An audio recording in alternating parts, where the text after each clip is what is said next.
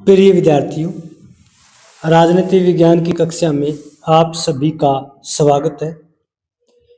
आज के video lecture में हम एक बहुत ही महत्वपूर्ण एवं रोचक विषय का अध्ययन करेंगे।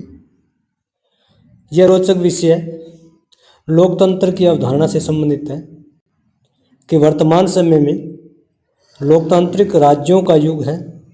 विश्व का हर राज्य अपने आप को लोकतांत्रिक राज्य के रूप में देखना चाहता है, सुनना चाहता है, उसी तरह की प्रसिद्धि चाहता है।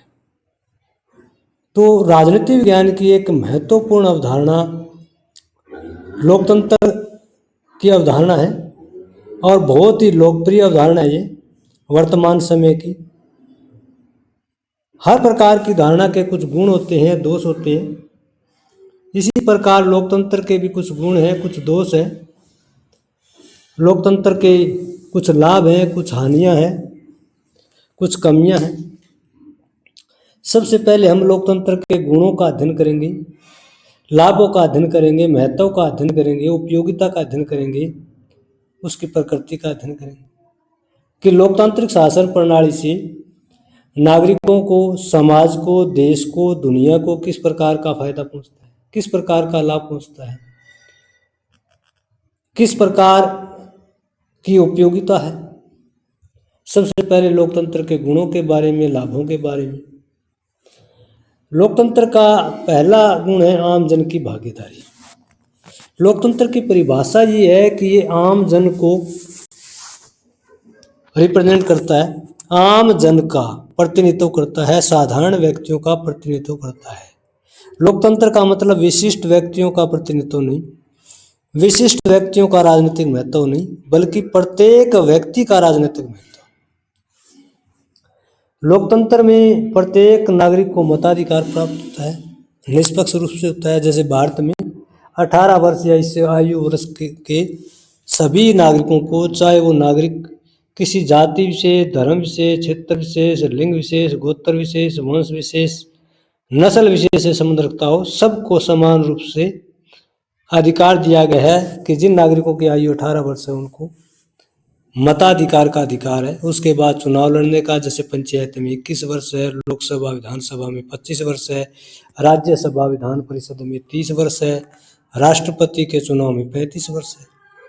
तो ये पूरी तरह से समान है, समान रूप से भागीदारी का अधिकार है। राजनीतिक दल, दबाव समूह, हित समूह बनाने का अधिकार है। ये इसकी एक महत्वपूर्ण पहचान है, महत्वपूर्ण गुण है, महत्वपूर्ण विशेषता है, महत्वपूर्ण इसका लाभ है। जनप्रतिनिधि चुनने का अधिकार है अपनी मनपसंद के अनुसार। तो लोकतंत्र का पहला और प्राथमिक गुण है, अगर हम सामान्य दृष्टिकोण से देखें तो आम जन की भागीदारी कहा जाता है कि लोकतंत्र का मतलब प्रत्येक व्यक्ति का तंत्र है, प्रत्येक व्यक्ति की सरकार है, प्रत्येक व्यक्ति जो है निर्णय निर्माण प्रक्रिया में भागीदारी रखता है। लोकतंत्र का दूसरा लाभ जो है, उपयोगिता, वो जन कल्याण की।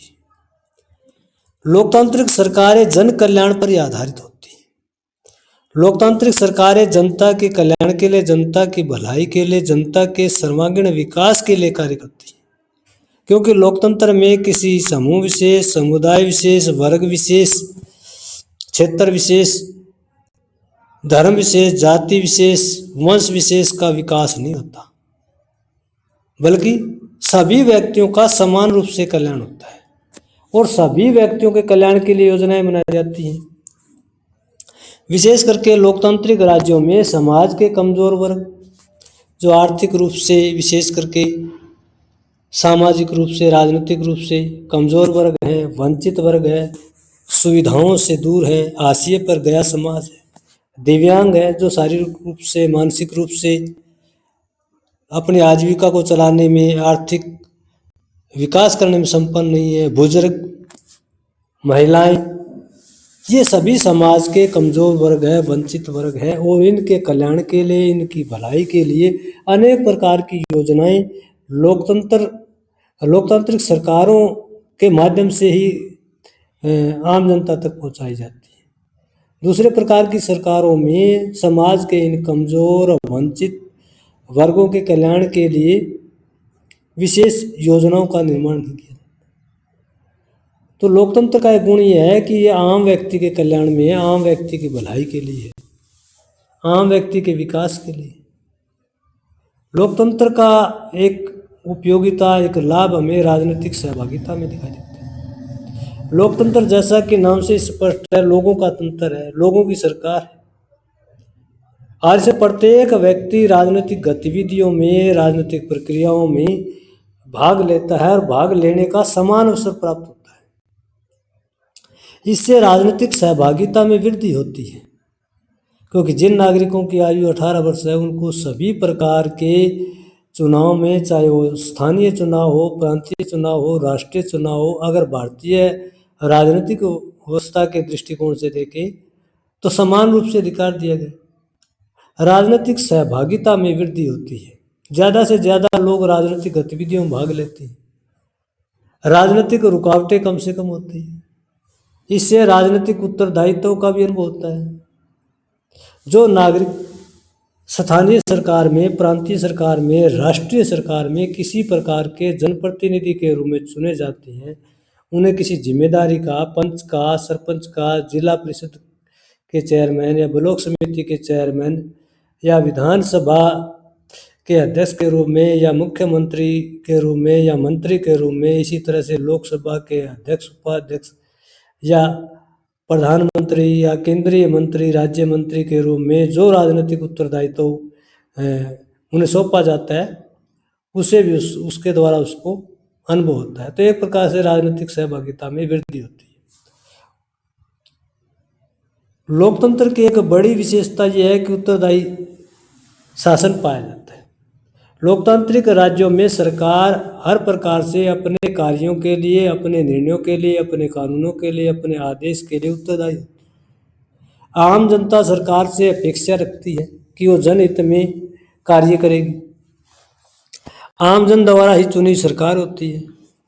जनता के हितों को ध्यान में रखते हुए कानून का निर्माण किया जाता है, कानून का क्रियान्वयन किया जाता है।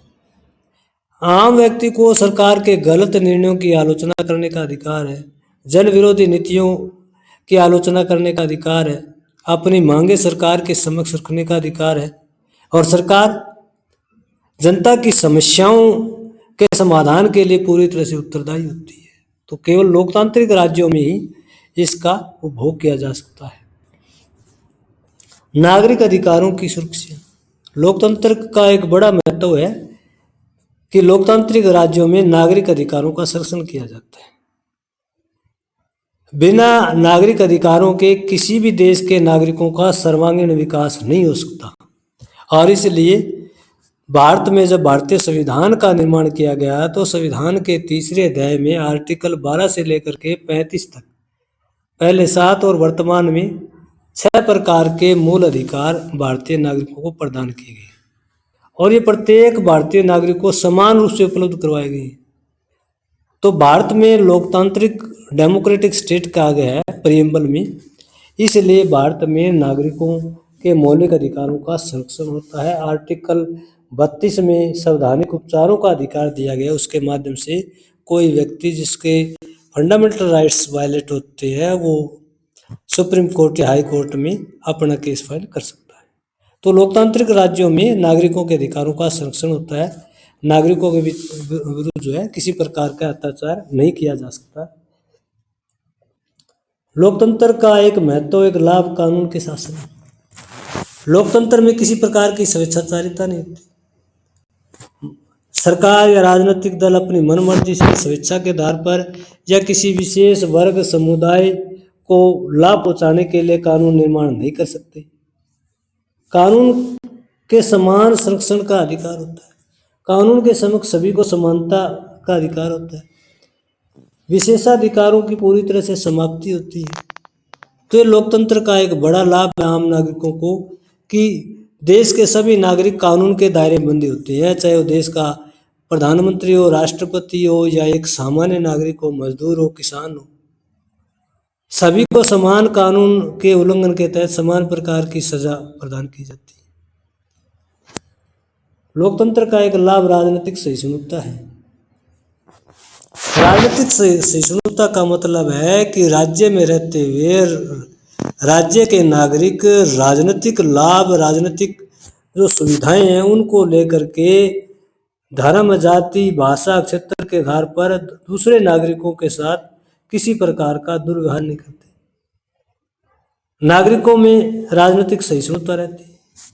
प्रत्येक व्यक्ति को सरकार चुनने का अधिकार होता है, सरकार के गलत निर्णयों की आलोचना करने का अधिकार होता है, सरकार के निर्णयों को प्रभावित करने का अधिकार होता है।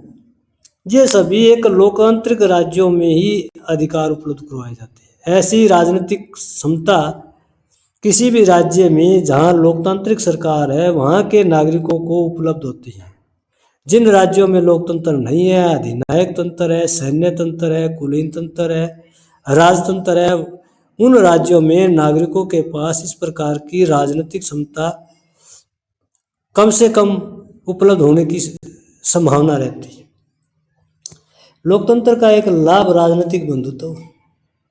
लोकतंत्र में सभी नागरिक राजनीतिक रूप से भाईचारे की भावना को महसूस करते हैं।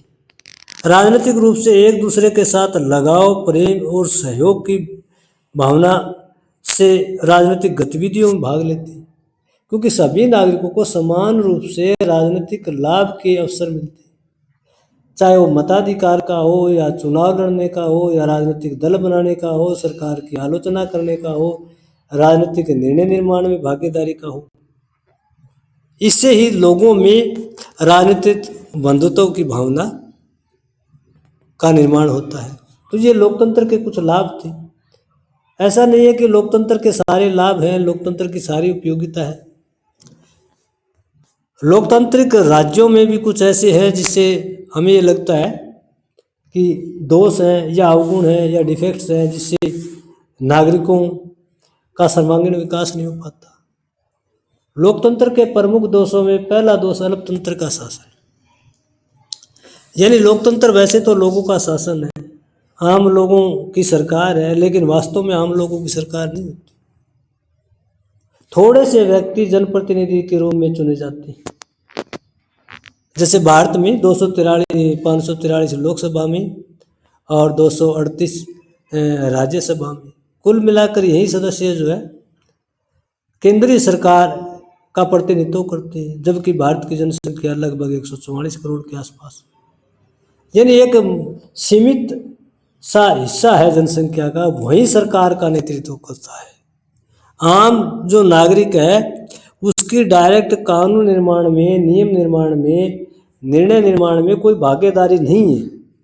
थोड़े से जो जनप्रतिनिधि के रूप में चुने गए लोग हैं वही वास्तव में सरकार को चलाते हैं, वही शासन करते हैं, वही कानून निर्माण करते हैं, वही कानून क्रियान्वयन करते हैं।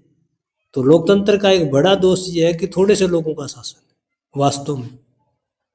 लोकतंत्र का दूसरा दोष है कि निर्णय में अलग की अनदेखी की जाती है।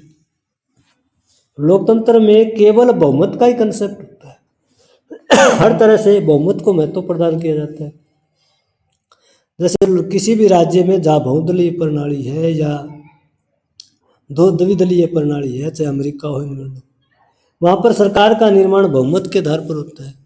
सामान्य बहुमत 50% से ज़्यादा अगर जनप्रतिनिधि किसी राजनीतिक दल के या दलीय गठबंधन के हैं तो वो दल या दलीय गठबंधन सरकार बना सकता है, और इसे तो थोड़े कम है तो वो अलग में आ जाते हैं, वो विपक्ष में आ जाते हैं।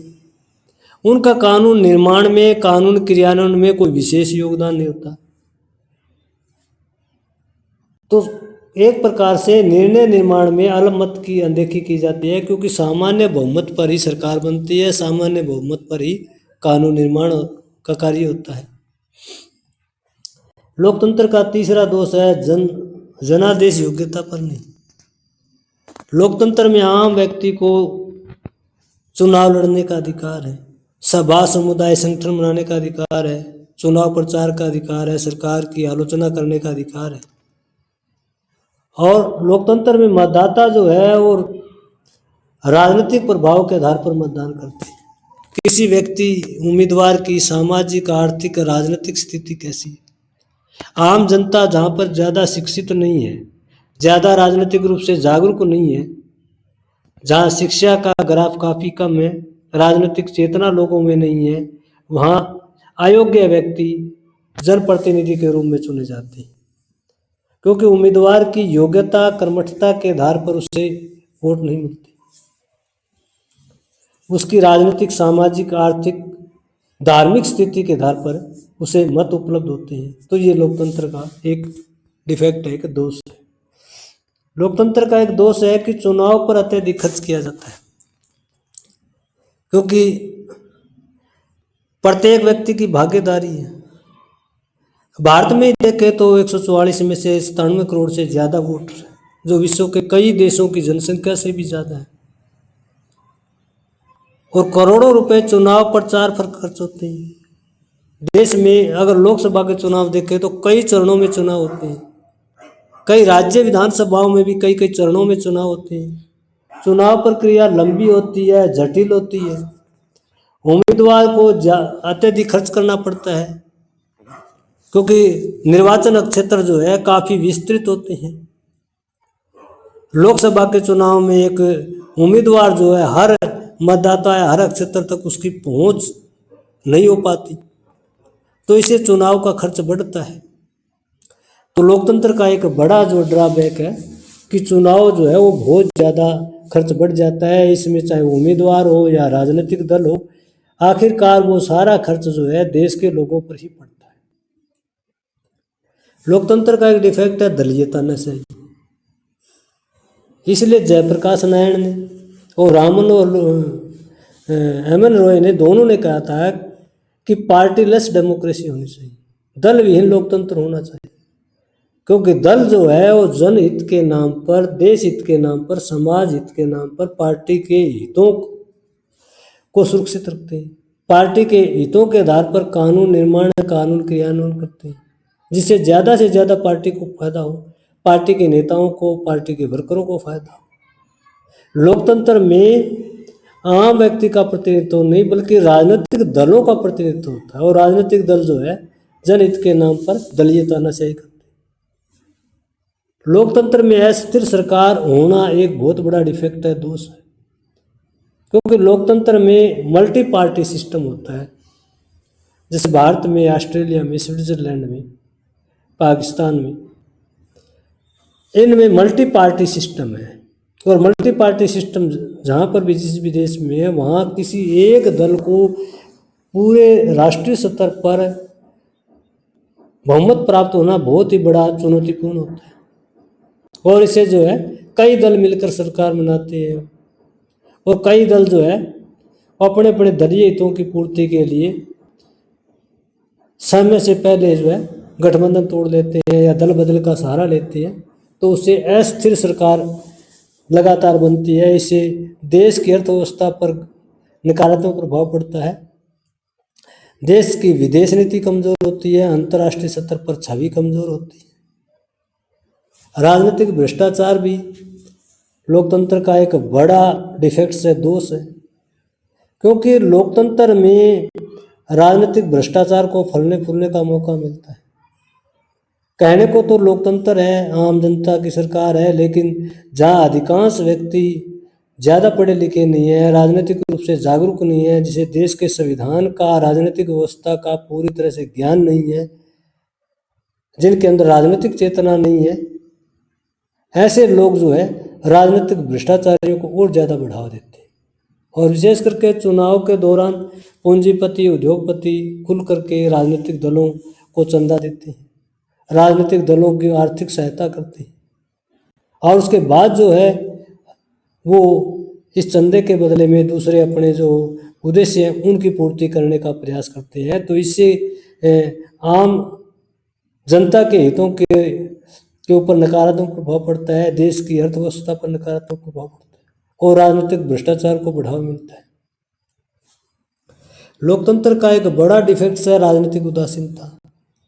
यानी लोकतंत्र में आम व्यक्ति सोचता है कि उसकी राजनीतिक भागीदारी या राजनीतिक रूप से असक्रिय होने से देश की सरकार पर या अंतर्राष्ट्रीय स्तर पर देश की छवि पर कोई प्रभाव नहीं पड़ने वाला है। इसलिए चुनाव के समय विशेष करके विधानसभा, भारत जैसे देश में जहाँ विधानसभा और लोकसभा के चुनाव होते हैं, वहाँ आम जनता चुनाव के प्रति निष्क्रिय रहती है।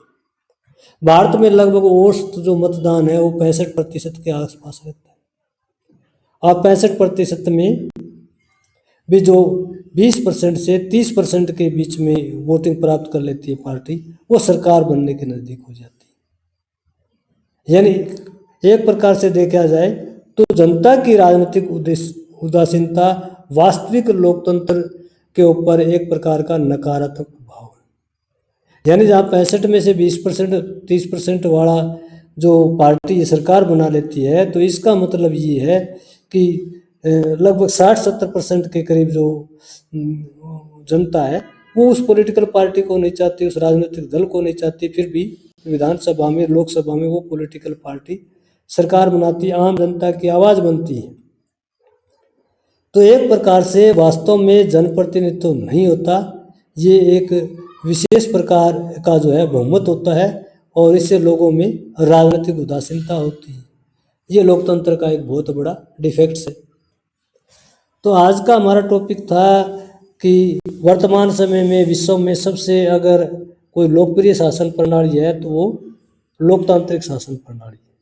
विश्व का हर देश अपने आप को लोकतांत्रिक देश कहलवाना पसंद करता है और लोकतंत्र ऐसे नहीं है, हर चीज़ के गुण दोष होते हैं। तो लोकतंत्र के अपने लाभ हैं, अपने गुण हैं, लोकतांत्रिक प्रणाली के अपने डिफेक्ट्स हैं, दोष हैं।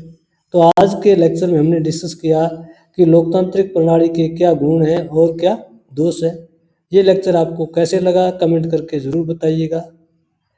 वीडियो देखने के लिए आपका धन्यवाद।